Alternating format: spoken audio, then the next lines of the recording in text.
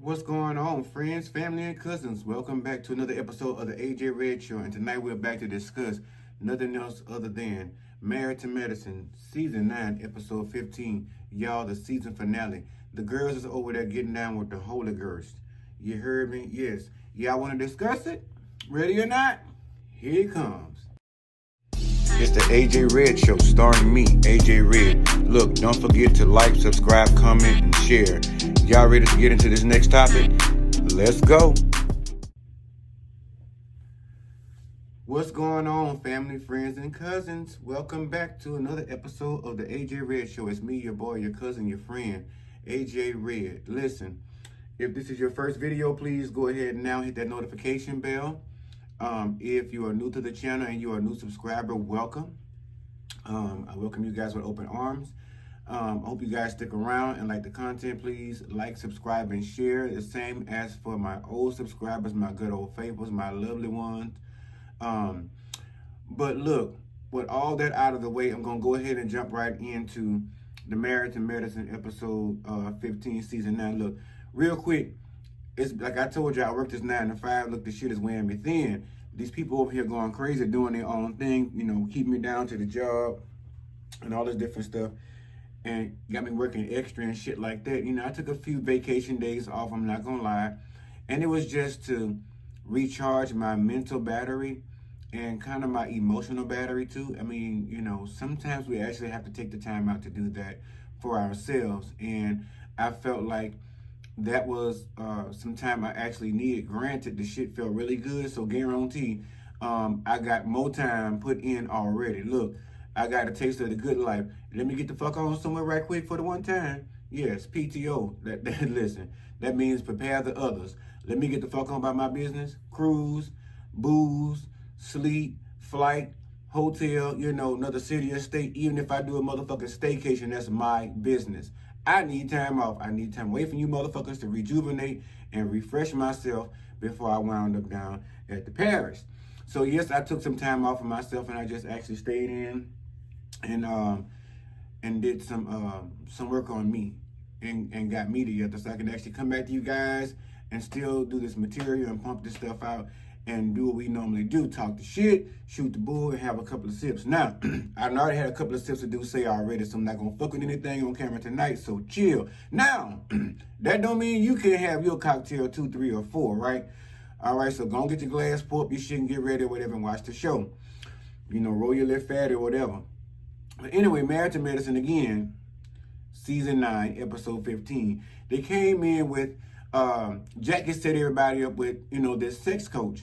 And me personally, I would say that's something they usually do every season, something sexual, which is always needed, especially in a marriage or relationship that's been long term. If you're not the kind of couple that thinks creatively in the bedroom and y'all don't know how to spice it up between the two of y'all, whatever, and do y'all thing, maybe a class like this would benefit you. You know what I'm saying? Or benefit your relationship or your marriage. Don't be ashamed to say, well, look, me and him, or her and her, or, you know, we and us, them and they, whatever they want to say, whoever you identify as, you know, we need a little help. Me personally, don't need any help. I got things under control. You feel me? And I feel like I feel like hell tight, you know. But sometimes it's good to do things like this when you've been together 25 years and stuff like that, to probably reignite the fire or maybe break down those walls of maybe being uncomfortable or trying to figure out what it is your partner would accept when it comes to some new figure shit between the two of y'all. Now, listen, the sex therapist mentioned something about she got a husband and 3 boyfriends, all right? My whole thing is this, sister. For one, she looked like she had a few miles on her. I'm just going to say that. She ain't no spring chicken. She ain't no 25. She's not even 35. I'm quite fucking sure. She probably ain't even 45, okay? So, this is my deal. A husband and 3 boyfriends. Like, bitch, what time you got to be working this job? What time you got to be coming over here to the thing? 9 times out of 10, you know, one of the boyfriends sitting out in the car right now with the engine running, waiting for your ass to go and finish this class up real quick and go on and pack all this equipment up in the car and going back and head to the house and drop you off to your husband. It's like, what kind of time you have, sis, to even manage a husband and 3 boyfriends. I mean, me personally, like I said, my thing is I'm selfish. If you ain't down, if I'm not enough, then get the fuck on. I'm just gonna tell you like that. I ain't got time for all that. I got other things we can work out, but that ain't one of them. I done seen this shit go down. It's organized chaos, and I'm good. I don't need it. But it just seems like with, I guess, I don't know, polyamorous or 3-way segue or thruples and all that shit. I would never. It's just not my thing. I'm too jealous and selfish, and I want it all to myself, honey, because I got plenty of time for it and plenty of energy. You feel me? So yes, she got a lot going on. You know what I'm saying? Like, goddamn. And it's like your husband don't feel insecure at points. Your boyfriends don't feel insecure or feel some type of way at points. And I can only imagine if that is the arrangement or part of the arrangement. I can only imagine how many mistresses the husband may have, or the boyfriends, may have as girlfriends or side pieces. Listen, I want to say something, I'm going to keep that to myself, but it's just too much going on. In her life, there's a whole lot of fucking, it's no wonder she ain't lay around there and got 2 or 3 silicone hips or a couple of hip replacements from all that jugging. I say go and sit down somewhere, call it a day, stick with your husband, sit your ass down somewhere, get y'all a couple of cruises in, go sit down, work your business, educate the people, and use some of that in the bedroom, because honestly, I feel like this. If her sex life was so good and off the chain, why is it that well, she said it was her that chose to have so much. I've been like, bitch, bye. I'm ready to sign them papers. Like Usher say, bye. But anyway, moving on into that, she also asked the question of, of everybody, of all the ladies, like, have you ever asked your husbands what type of sex they like? And all of them pretty much said no. And I think, speaking from that standpoint, I would say for me, that's one of the things you should discuss. If you want to be emotionally and physically connected, and you want to be, have that connection to where nobody can break that bond and it's really that tight, have these conversations. Be like, if you want to, hey babe, you ever decided, you ever thought about if I came in a maid's outfit, or if I came in, dressed as a stripper or the mistress, or if I can, that kind of deal, or just something. Just ask questions. You know what I'm saying? And be honest with each other, because that's gonna let you know where you guys stand with a lot of shit. And if this person you married is still the same person, if y'all still into the same shit, if y'all may need to part ways or what, I don't know. But those kind of questions should be asked. Now, some of the other ladies made the comments as to saying, like, I wouldn't fuck around like that. I don't want that. I ain't dealing with that. And even some of the husbands was like, nah, I can't share. They'll probably be easier to share themselves on the outside, but shit, sharing their wife, it's just no. So, but Toya was like, what if, the wife did something like that, like, if she was doing certain things just to stay with the husband, basically to keep the kids together or keep the family together because we have children, or in other words, if we did it because of the kids. What if a woman decided to stay because of the kids and basically is really having, a husband and a boyfriend or 2 on the side? And I ain't gonna lie, Toya been alluding to a lot of shit. She been saying a lot of suspicious shit. And I don't know if it's just because she's just rambling off the top of her fucking head just to have something to say on camera, or if she's, trying to stay relevant, or if this is something she's actually done or doing. It's like, it's kind of hard to tell. And it's kind of hard to read her. I mean, when she's putting this stuff off, I mean, shit, if she's bullshitting us and it's just cool, and she's just saying this as a what if, then that's, hey, whatever. But if she's actually doing this shit, then, and that's what I'm saying. Motherfuckers will sit up and marry you, or you marry somebody, or people marry each other because of convenience and never realize, do you understand what it takes to satisfy this person? And is this person honest with you in that right? Both ways. and keeping it 100 and not wasting each other's time in any fucking shape, form, or fashion, right?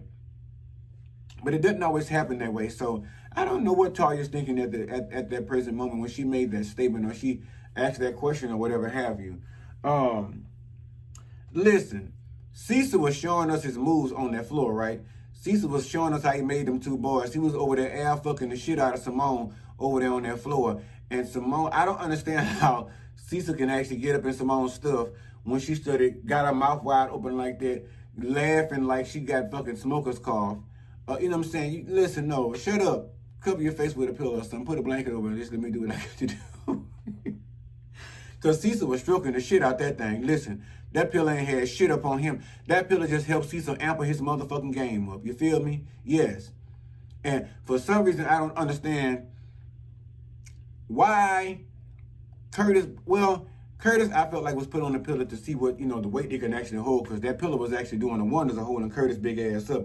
But Jackie ain't do no justice. She was still being a classy lady. She wasn't finna show y'all what all she be doing to her man up in the bedroom and whatnot and so forth, down up in the kitchen while she frying turkey bacon and shit. She said she wasn't finna be showing y'all all that. She was just gonna give y'all a 1-2, walk around him and spank him on the side of his biscuits, his pancakes, with a couple of wax or whatever to get him in order and let him remind him like, hey, the shit ain't finna go down, but when I get you back up in this here room, hey, it's on and popping.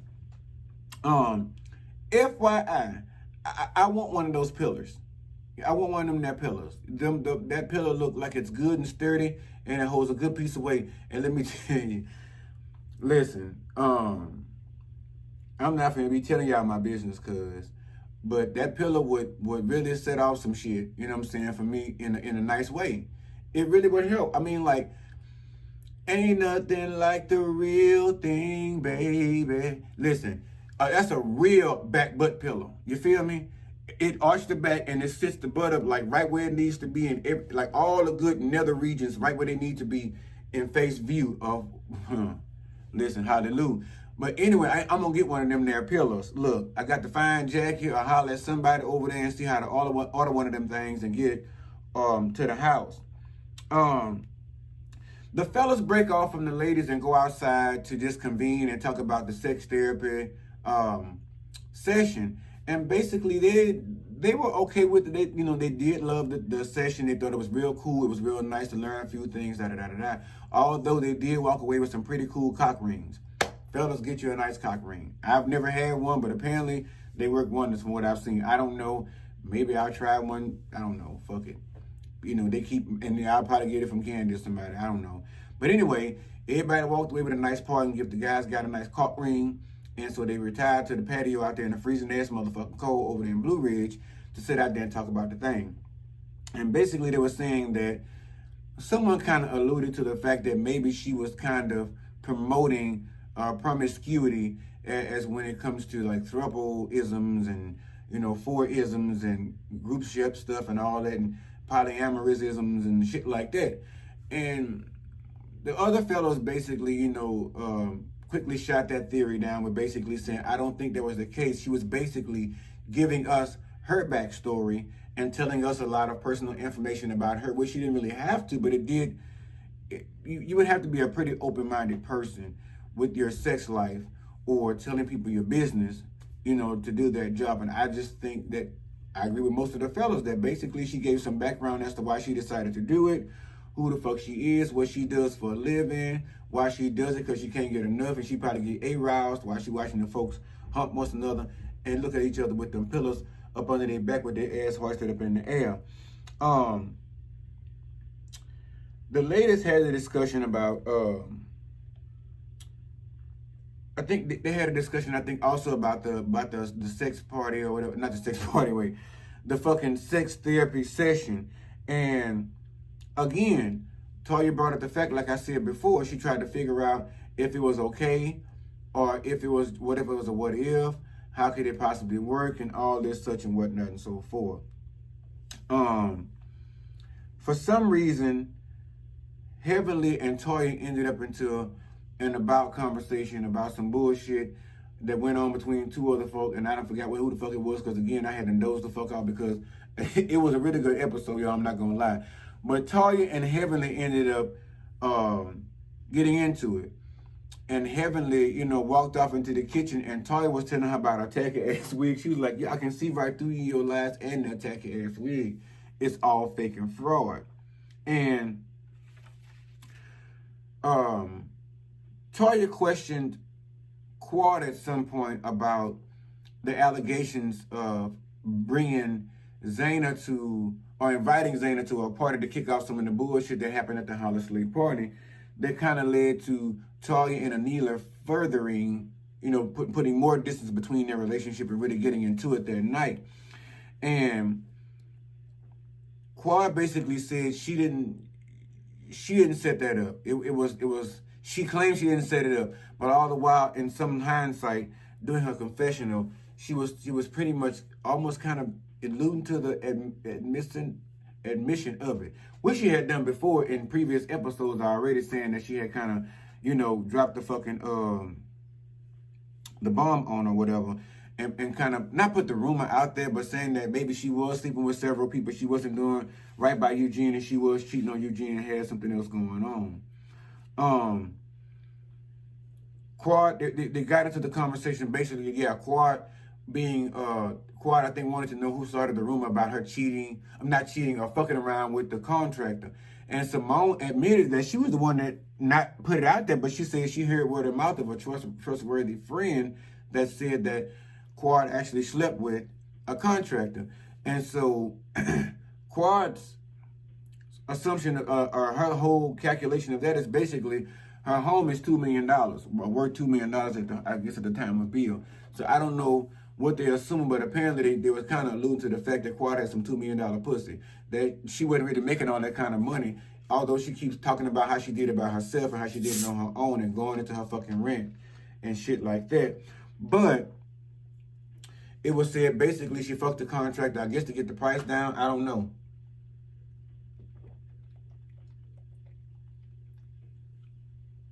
Listen, ain't it like a good old Coke with a little Douce up in there.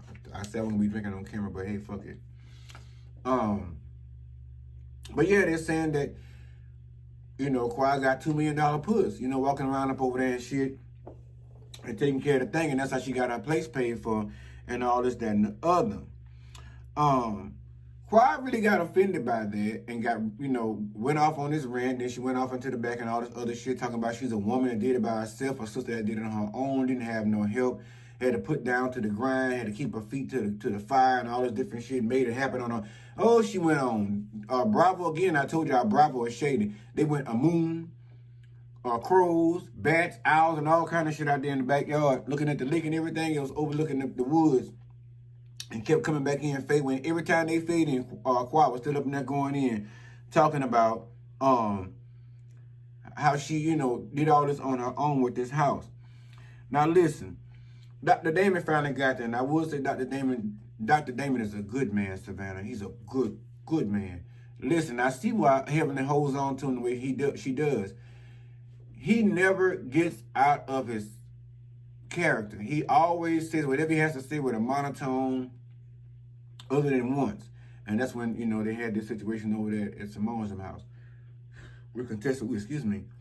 But he's always so forgiving. He's always so teaching. He's always so loving. He's always so forgiving. It's like, oh my God. Dr. Damon's a good man, Savannah. Listen. Because he just kept telling her, you know, let some of that stuff go. Leave some things in the past. Like he always telling her, he always gives Heavenly good advice. I mean, fuck, Laura got that from her daddy. She was giving her mama good advice when she kept telling her stop being so petty with them grown-ass women. But she, of course, y'all see what Heavenly's doing. She just keep digging the fucking ditch, and we gonna talk about that motherfucking shit later. Eugene said he had to get up and go about his business and leave early and get back to the dollars because, you know, Toya ain't got no job other than down here to the show, showing off and acting a fool and talking about how small a man's dick is and all this other shit, how she possibly sleeping with somebody else over there in the neighborhood. So Eugene had to get up early that morning, y'all. Early one Sunday morning and get his shit packed together and get him a car back headed down to Atlanta and get back down there to the job because it's a new job, child. And he probably went to his 90-day period and he got to get down there and, you know, show up for the thing and treat the people down there to the ER oncology situation. Now look, this backyard church situation. Let me tell y'all something. That's one thing I always found about black folk, and I'm gonna say it, and you feel how you want to feel about it, drop down in the comments, try and call yourself roasting me or coming for me. It don't make me no fucking deal. I told you this is my channel. I say what the fuck I want, and that is what it is. And I told y'all, of course, I cuss on here. If you don't like it, oh well, swipe left, right, up, down, or whatever. If you love me enough, you'll stick around and see what the fuck I got to say, and maybe you can ride with me on this one. But look, the one thing I can't stand about black folk is they sit up there always saying they want to bring God in the midst of stuff to heal it and fix it. God gave you 5 motherfucking senses. God told you what you need to and what you need to not do. He gives you intuition. God will sit there and speak to you as you say, speak to me, and tell you basically, y'all know y'all on some fuck shit. Y'all know y'all doing stupid shit. Y'all know y'all carrying dog bone from one to another. Y'all stabbing each other in the back, backbiting and all this other shit, tattletelling and all this other extra shit. Y'all done broke about 25 commandments already, and they ain't but 10 in the goddamn Bible. But it just don't make no sense. Now they're going to bring down the pastor down there talking about having church. Y'all know Dr. Jackie is spiritual, you know, and she's very healthy, conscious. And so she decided she wanted to have some church service that Sunday morning before everybody break camp and head back down to Atlanta and get back to doing what they normally do, which is fucking up the thing and getting ready for the reunion. So this man come out there, this bishop, and he comes over and he brings these other church members, like he came from Beulah Baptist Church up on there on Knott's Berry Hill or something, and it probably ain't but 17 members in the church, probably like Bishop Whitehead's church over there. He got 5 of them decide to come on down to the thing to sing a hymn or so. You know, once somebody sing an A and B selection, and that musician ain't plucked the fucking thing up on that keyboard, so I don't even know why the fuck they even set it up. I thought they was about to have some good old backwoods, good old fashioned Georgia backwoods Baptist church back there in the backyard, shouting and dancing, but they was all back there for camera play. Why they had that bishop up there with them baby Bantu Knots up in his motherfucking head? Bitch, I couldn't figure out what was going on. My one thing I kept thinking about, I wanted to figure out who the fuck was this beautician.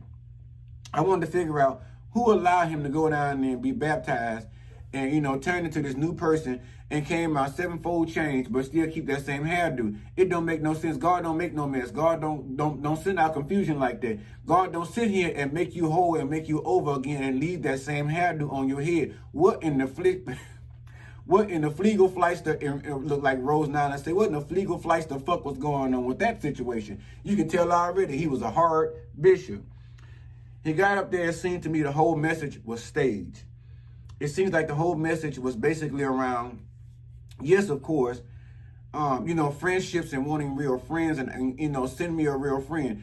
All of these ladies on this panel, they can be real friends to each other. If they stop, like I said in the beginning, they own bullshit and fuckery and putting obstacles between themselves. You see what I'm saying? How they say man born of a woman has ain't got but a few days, and them days already filled with trouble. My grandfather used to say, he's always said, so if you already, you know, promised trouble, why you want to go add more trouble on top of the trouble you already promised? So that's what the fuck they over here doing, adding more trouble on top of the trouble they already promised. But then they want to bring Bishop Bantu Knot up in there to try to make this grandstand sermon about having friends and having real friends and being friends to one another. Now, it could have been a lot more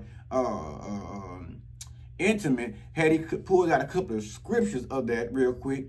And maybe he did. They didn't show that on camera. I don't know. But pull a couple of scriptures out of the Bible regarding, you know, relating to friendship, or at least Cain and Abel, or somebody should we can relate to. And, you know, because they are sisters, but, you know, in a whole different light when it comes to color. I guess sometimes even Anita, when she goes to the tanning salon on a schedule on a schedule basis like she's supposed to. But the whole message and everything felt like it was kind of staged. And of course I understand this is a reality show and they do different things just to get likes and views and stuff like that. But it all felt like it was just too much going on. And when I say too much going on, how they say sometimes a little is just enough or some shit like that. Like, you don't want to do too much. You know what I'm saying? And it felt like with the sermon and stuff, I felt like Pastor was doing too much. It felt like they hired him from some scene over there at Tyler Perry Studios where he went, you know, tried out over there with maybe he may need to make the cut. Maybe he didn't get in one of the shows over there down to the Tyler Perry thing. But he auditioned. And with that audition, he got a resume. And they looked him up, and they got him down there to look, audition for the thing. And they said, you know what? You fit the mold over pastor. We're going to go and put you in the thing. We're going to fit in with, we're going to hire a couple of members for you to bring on over here with you, so they can sing a couple of hymns, a couple, Amazing Grace, and what is it, Great as Thou Art, or something. Give us a couple of numbers, a good old couple of meters or something like that, and bring us in so you can give us this fake sermon. So after all that, they, shook hands, and, they all shook hands, and they went out. Then came the church brunch. They all sat around and, discussed the church service, the weekend, how they felt like what they got out of it, what they felt like they should be looking forward to going forward. Let's me not forget, there was the whole situation and the debacle. That's why I say I fucked up. I had to back and get to that part. Contessa and Heavenly, again, cannot set horses because Jackie decided before they left out of the little, the night before church, she decided that they should go ahead and try to hash out their differences. And Contessa had already brushed that shit off the first time in the circle. And Heavenly basically told her too, that one right there was too much to be going after. Let us just sort that out on our own. And for some reason, everything was going so motherfucking fantastic. I'm sitting there saying, they about to end with a bang. This about to be really good. These two are about to finally make up before the season wraps.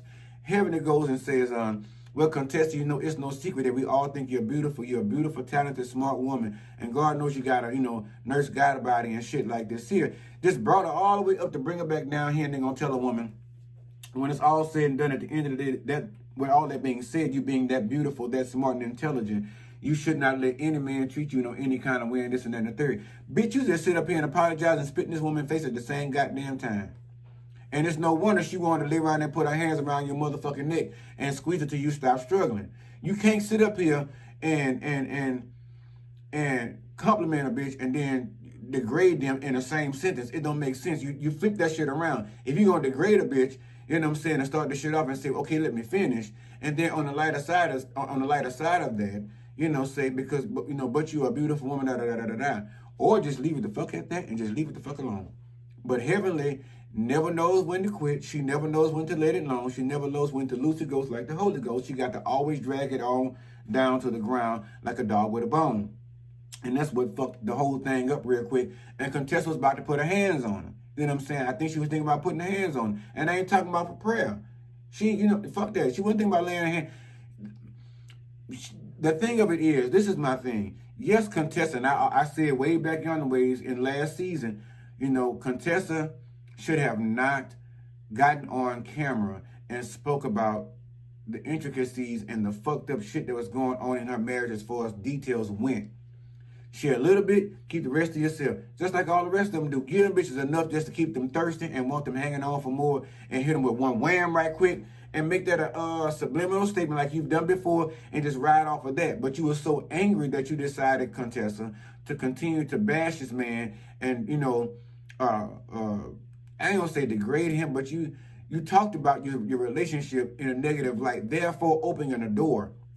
And one thing I've learned in relationships, when you as a friend or as a person, period, in a relationship, when you let another person discuss or talk about negatively your spouse, basically when you brought them that information, that means 9 times out of 10 you probably said something, and it's not always say something negative, but it's something that probably made that friend or family member feel a certain way about that particular person, and that made them maybe feel like it was okay now that you saying shit about them, that they can say something about them. And if you don't check that shit right there at the fucking door, I guarantee you're going to have problems with that shit later on. I guarantee you're going to have problems with that shit later on. The only time you're done is when you have a mature friend that knows to stay the fuck in their place. And they know that this bitch just venting to me. It's just my job as a friend to listen. And if they ask me any advice, I know my friend. I know how to step a certain way, you know what I'm saying?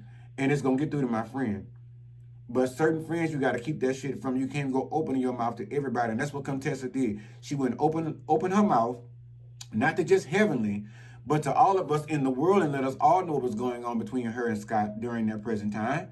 And so now Heavenly is the only bitch, like I said, like a dog with a bone, won't let it go. And that's where she's wrong on her end as a friend, because again, that friend You come to vent to me, it's my job to sit there and listen to that shit and be like, okay, look, if I'm gonna say something, I'm tired of hearing it. It's like, bitch, look, at the end of the day, it's time for you to do something. I don't know what, but it's time for you to do something. If you want any suggestions, let me know. But at the same time, even in those suggestions, it's not good to put down your family member's mate or your friend's mate or whatever have you, because in the end, I guarantee you, like I've always said before, they're going to be up in the bed later on that night, rubbing motherfucking foots, you know, kissing that shit, having pillow talking after they did the wang dang doodle and the old bed boogie bounce, but you on the other side of town not being friends with them anymore because you said the wrong shit or you opened your fucking mouth. And that's what actually happened. And right now, Contessa has kind of given in, and I think now she realizes where she fucked up. And I don't think she's going to make that mistake again. I think she's a very, very intelligent woman also, and she's not going to make that mistake again. But Heavenly has to play her part and actually come down to when she actually comes with an original apology. Mean that shit, shut the fuck up about that woman's husband, and leave that shit the fuck alone. Don't ever bring that up. Leave it alone. That's how you ruin friendships like that. Trust me, I know. You can ruin friendships like that. But anyway, jumping back forward to the brunch after church and everything. So Toya said, you know, fuck that, before they went down to the table and whatnot. Y'all knew, you know, Toya usually sit around and wait for the bacon to get fried, because she's, baby, look, she's there for the bacon at every breakfast, you feel me? But this particular time, she said, you know what? I know when to bow out. I need to go and get back home to my children and go take care of my home and shit like that and let this babysitter and stuff go. And, you know, get out of this atmosphere. It wasn't bad. Church was good and all that different stuff. I mended some relationships, although there was some that was, you know, still left broken. Oh, well, I'm okay with that. But she had to get back home to her kids. So she got on, she eased on down the road like Dorothy. And so Audra and Martin went ahead and announced at the church brunch that they are expecting a child. They're looking to hit the pitter-patter of little foots. Again, not that they don't have one already. Audra already has one from a previous relationship, but they wanted one within the commune of their marriage between the two of them, which has been accomplished. And shit, from the looks of it, Audra might be a little further along than we even thought about. For some reason, Heaven to say she wants to be the godmother. She said, you know, she got it. And honestly, I know Dr. Damon would be a good godfather to any child, girl or boy. But shit, that Heavenly for as a godmother, listen, God help them children. Look after them. Because Heaven is crazy, batshit crazy. But even with that being said, and in spite of, I guess Dr. Damon managed to keep the kids balanced on some side. But yeah, they all, like I said, they all sung a hymn and they all went out. They decided, everybody see what they done learn and all that shit. I told you already. So anyway, this the end, child. It's bye-bye Blue Ridge, the season finale. This is wrapped. You know, the season for season 9. We are waiting for the reunion to come out and see what the fuck's going on. It seems like it's gonna be heated. It's gonna be real heated. It's gonna be real good. And I encourage you all to tune in to the Married to Medicine reunion, however many parts they got coming, because I sure the fuck don't know just yet. And definitely make sure you stop your ass by here and tune into the AJ Red Show to find out and discuss how we thought this whole thing went down, or how it should have played out, or whatever we feel in that present moment when it comes down to the excursion piece. So, all right, that's all I'm going to talk about with this tonight. I got other things to go ahead and get out the way in another video to record. So anyway, share with somebody you know. Share with somebody you know, don't know. Share with a motherfucker you like. Share with some bitch you don't like. Because if you don't like me and they don't like you and vice versa, whatever fuck it is, 9 times out of 10, I promise you they're going to like me anyway. They always do. So you do. You keep coming back and eating my greens and my cornbread and shit, drinking up all my Kool-Aid, but you won't hit the subscribe button. I just don't even understand that part. But oh well, we'll get past that sometime by and by. But all right, love yourself and love those in return who are willing to love you in the same. Don't accept anything less, because ain't nobody got time for that. All right? To the next video. I'll holler at y'all. Y'all later.